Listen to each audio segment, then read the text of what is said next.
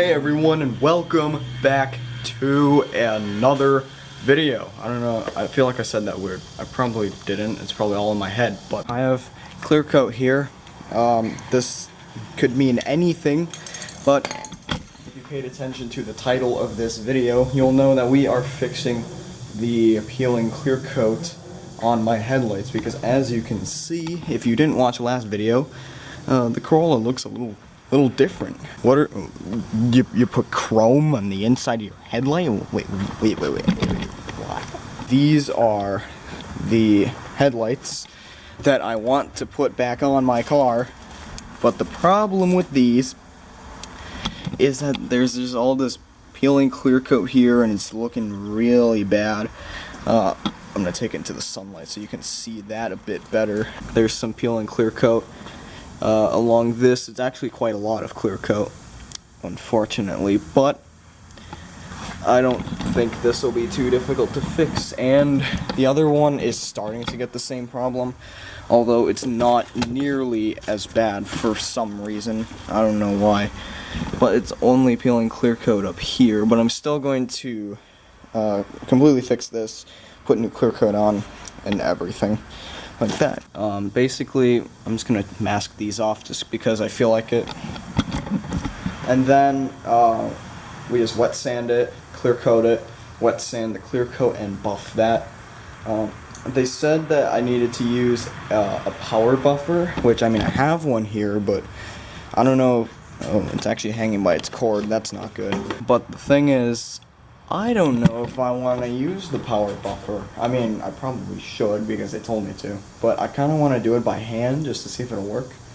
I don't see why it wouldn't work, but then again, I don't know much about buffing clear coats and paints and stuff, so you know, this isn't in my expertise. All right, let's get to wet sanding.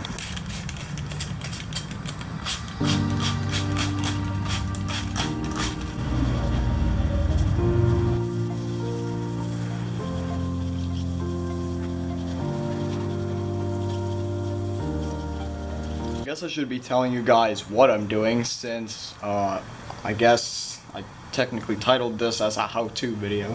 So basically, I'm wet sanding with 600 grit sandpaper, and then basically moving up from 600 all the way to 1500.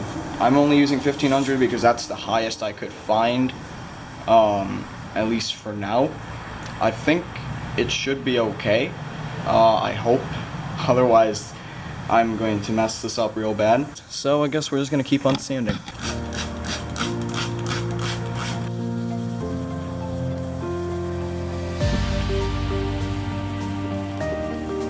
As you can see, you can actually still see the spot where the Clearcoat started peeling, which means that I didn't sand enough. So I'm going to go back, sand again, do everything again, and yeah, but you get the idea of what you have to do.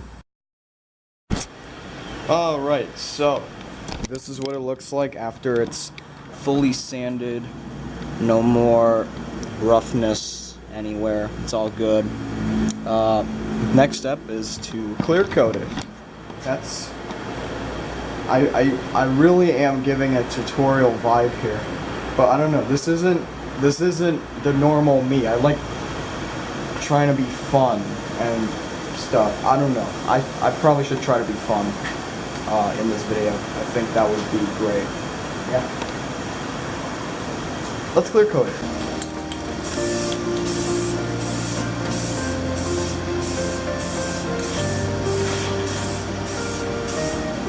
So the clear coat has dried. I think I'm done doing the tutorial style video. I think I'm trying too hard, so, you know, it's just not my thing. Here's the headlight. It's all clear, but there's a decent amount of orange peel on the headlight, if you can see. So this is the point in time where I need to turn on a light. The reason I only use this one now is because these two are broken because they kind of fell over because they're top heavy, and now they don't work. One of them has wires that's broken, the other one fell and the light bulb completely shattered everywhere. This was a while ago, so this is why I don't use those anymore. Alright, so basically we're gonna wet sand this and then buff it. So let's do it.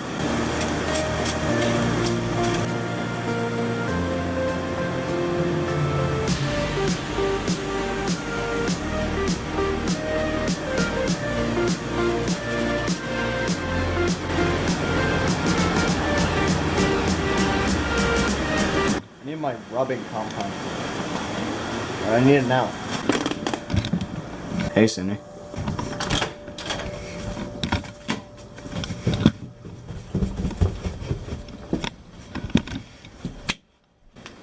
Perfect.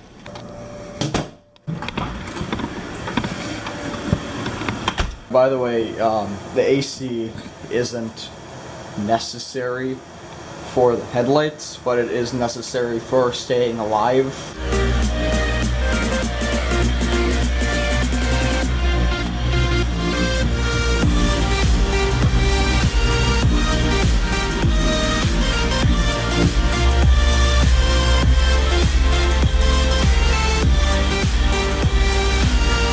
Here it is after buffing.